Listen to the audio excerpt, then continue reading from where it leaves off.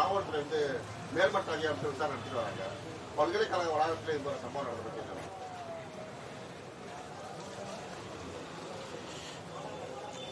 இது போன்ற கொடுஞ்செயல்கள் எப்போவாவது வெளியில் வரும்போது தான் இது குறித்து பேசுகிறோம். ஆனால் நிறைய இடங்களில் இது நடக்குது, அது மறைக்கப்படுது. உங்களுக்கு கடந்த காலங்களே உங்களுக்கு தெரியும். அதுக்கு உடனடியாக நடவடிக்கை எடுத்து கடும் சட்ட நடவடிக்கை எடுத்து தண்டனைகளை வழங்காதனால தான் இது அப்படியே செய்தியாகவே இருந்து கடந்துடுது. இப்போ உங்களுக்கு தெரியும், பொள்ளாச்சியில் நடந்த கூட்டு வன்புணர்வு கொலைகள், அந்த வன்புணர்வெல்லாம் காணொலியாக வரும்போது எவ்வளவு பதறி துடித்தார்கள் மக்கள். அப்போ அந்த எதிர்கட்சியாக இருக்கும்போது ஒன்று பேசினார்கள், திருப்பி அதிகாரத்துக்கு வரும்போது அதை பற்றிய நடவடிக்கை எடுத்ததாகவே செய்தி இல்லை.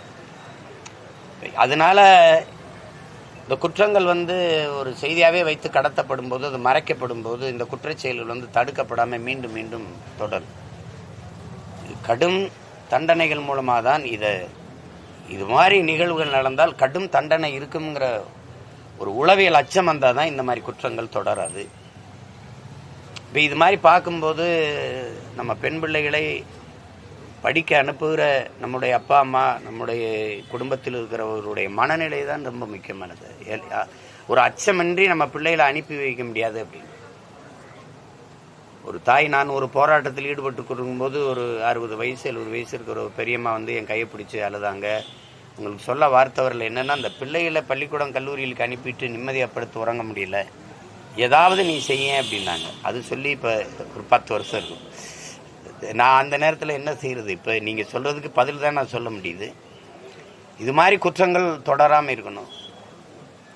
கல்லூரி வளாகங்களில் உங்களுக்கு தெரியும், கல்லூரி பள்ளியில் வழிபாட்டு தலங்கள்லேயே அதிகமாக போதைப் பொருள் விற்கிற பழக்கம் வந்துருச்சு.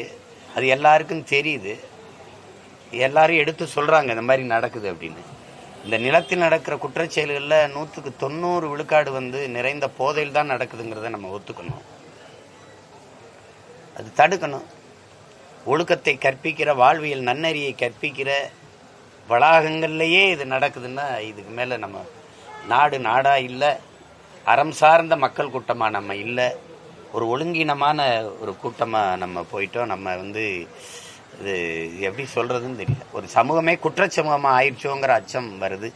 எதிர்கால பிள்ளைகளை, தலைமுறை பிள்ளைகளை எந்த நம்பிக்கையில் நாம் விட்டு செல்வதுங்கிற அச்சம் வரும். குடிக்க காற்று தண்ணி இல்லை, சுவாசிக்க காற்று இல்லை, உண்ண நஞ்சில்லாத உணவு இல்லை, படிக்க கல்வி இல்லை, படித்தா வேலை இல்லை. இப்படிப்பட்ட ஒரு இக்கட்டான சூழலில் இந்த கொடுமையும் வேற இருக்குது. இதில் எப்படி விட்டுட்டு போகிறதுங்கிற வேதனை தான் மிஞ்சுது. அரசு உரிய நடவடிக்கை எடுக்கும்னு நான் நம்புகிறேன்.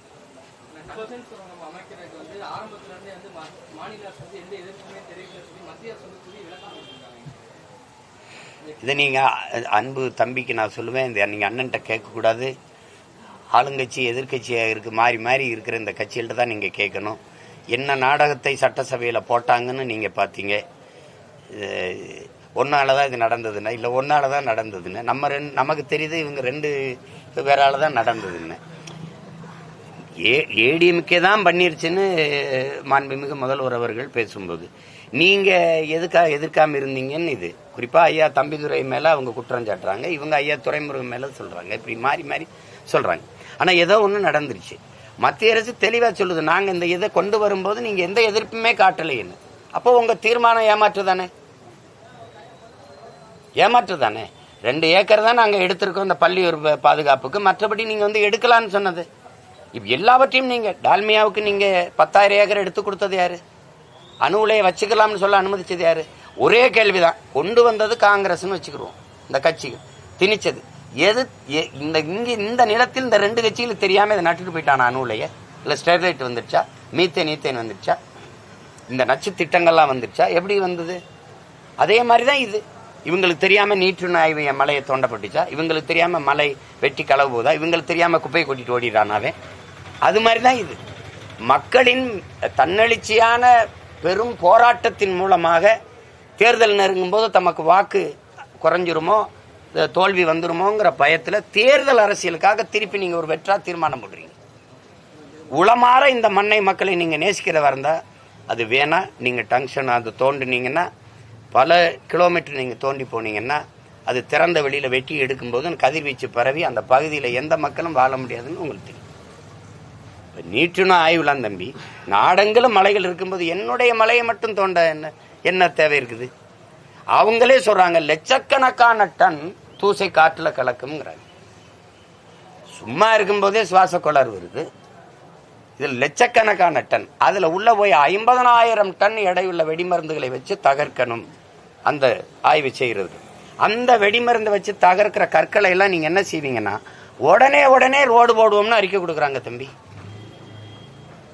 இதெல்லாம் நீங்க எதையாவது நம்புற மாதிரி இருக்குதா பாருங்க.